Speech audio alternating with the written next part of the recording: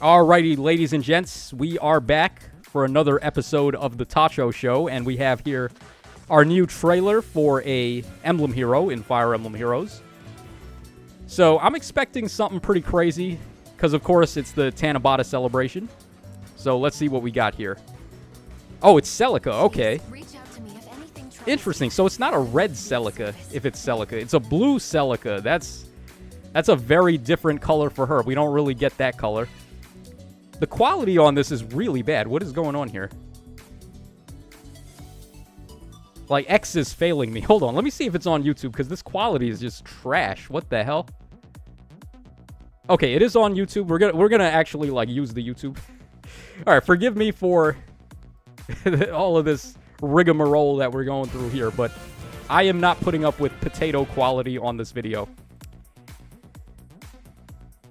Alright, guys, so here we are. We are back. This time we have the YouTube side of it, and looks like quality should be a little better. Okay, so Celica, Emblem Celica. Let's see what our girl has got going on.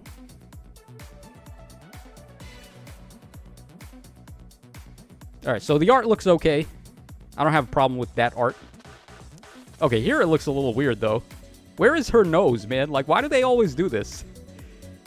Where is her nose? How does she smell things? Like, why? Just make her face like a moe blob? Come on.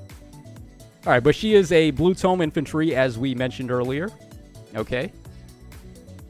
Alright, so Celica is probably going to have, like, Warping Ragnarok or, like, some crazy nonsense like that. Yeah, right there. Warp Ragnarok. She literally has what I just said. So, 45 HP. She is getting bonuses, and she also has the new Life and Death skill, too, so I don't even have any idea what her stats are going to be.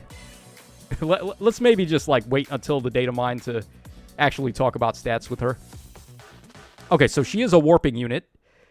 Thank God this is not a wall of text, right? They actually held it down a little. This is manageable. Like, this is an okay amount, I would say. So, we got 14 attack, or 14 might, 2 range, -1 special trigger. If unit initiates combat or is in 2 spaces of an ally, grants attack and speed up 6 to unit. Grants a bonus to unit's attack and speed equal to 20% of speed at the start of combat.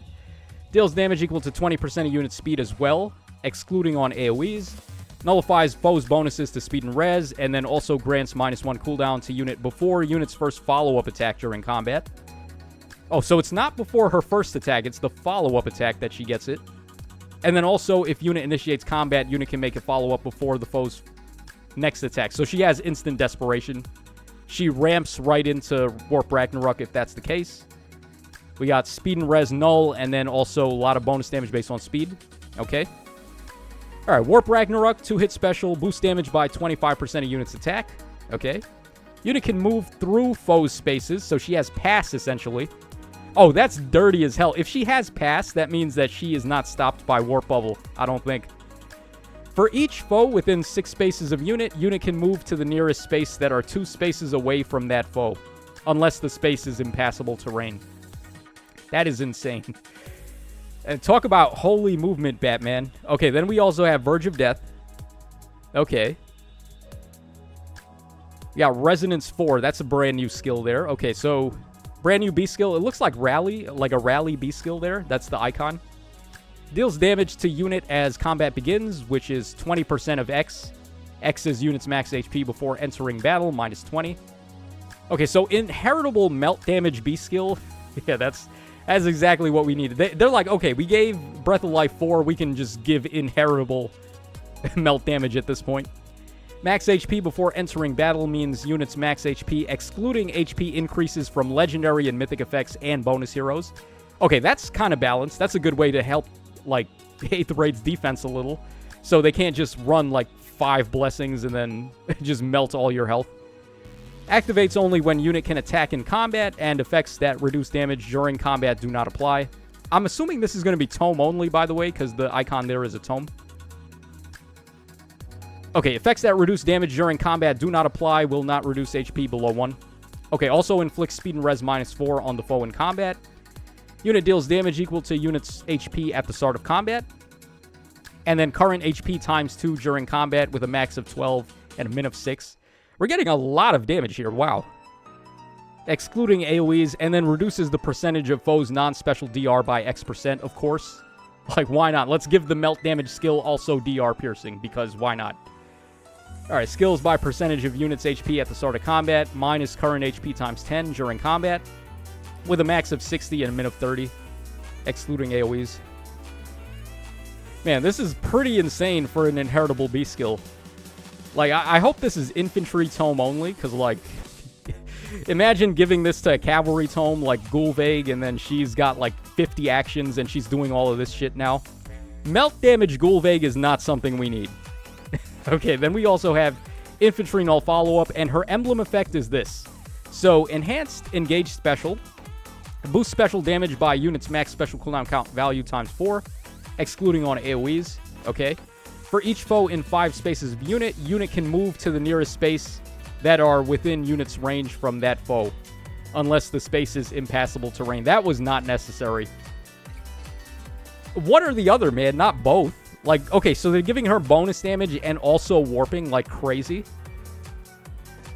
Was that necessary? Did they need to have both of those in there? Oh my god. Unless the space is impassable terrain. Okay, so this is going to be blocked by Warp Bubble. I'm not sure if her special is, though. Alright, let's take a look here.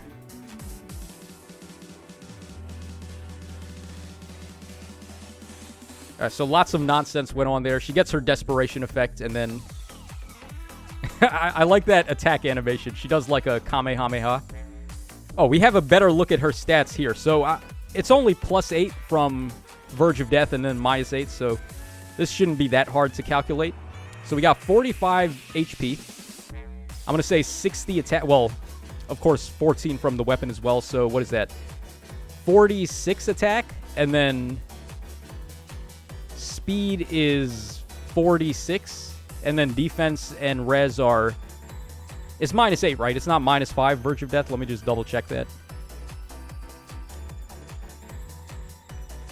Okay, it is -8 to both defense and res. So, what do we got here? 21 defense, and then 24 res. Okay, so those are her stats. Look at how much she can warp, man. This is so crazy.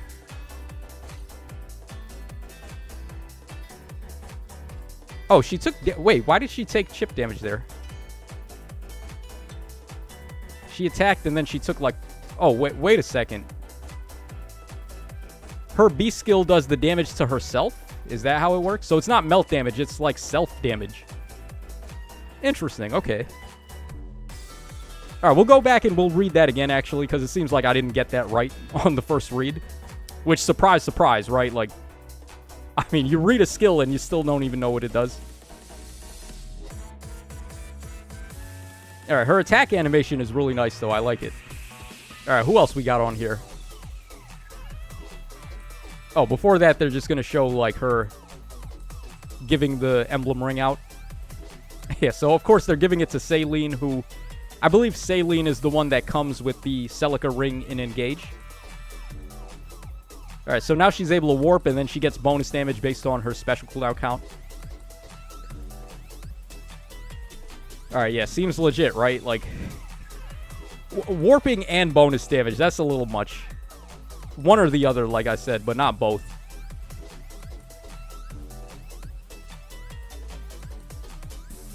Alright, so here we go for the rest of the banner.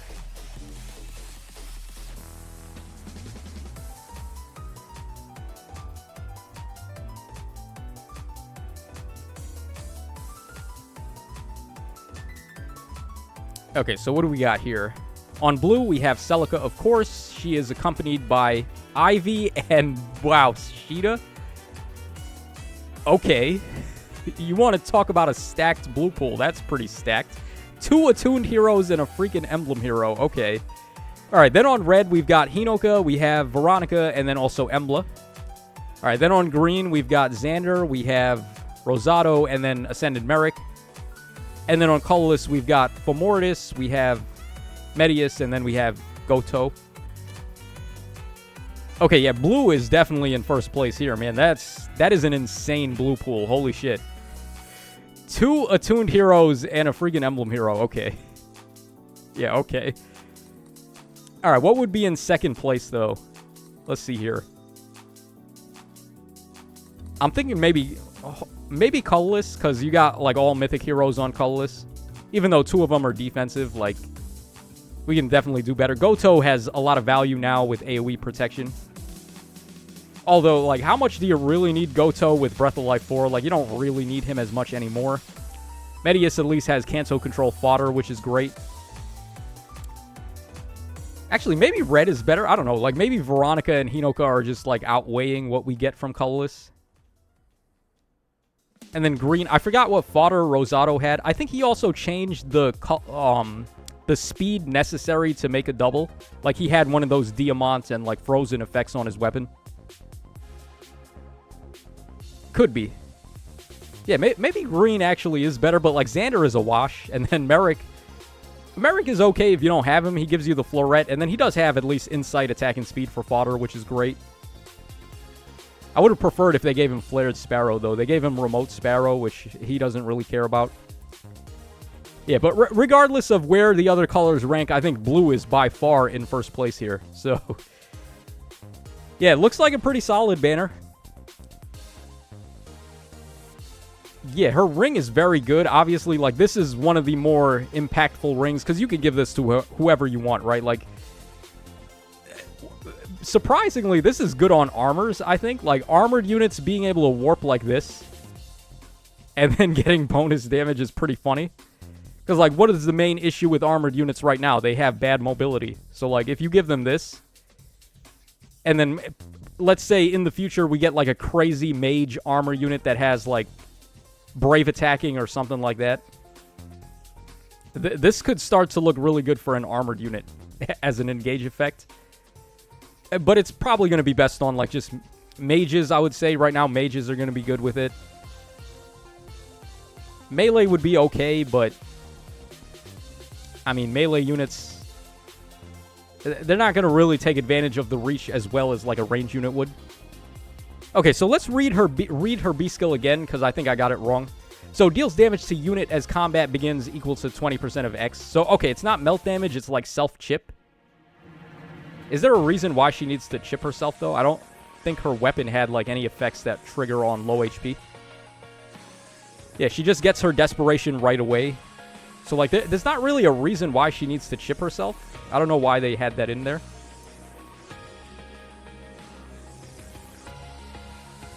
Okay, so speed and res -4 on the foe, and then unit deals damage equal to unit's HP at the start of combat.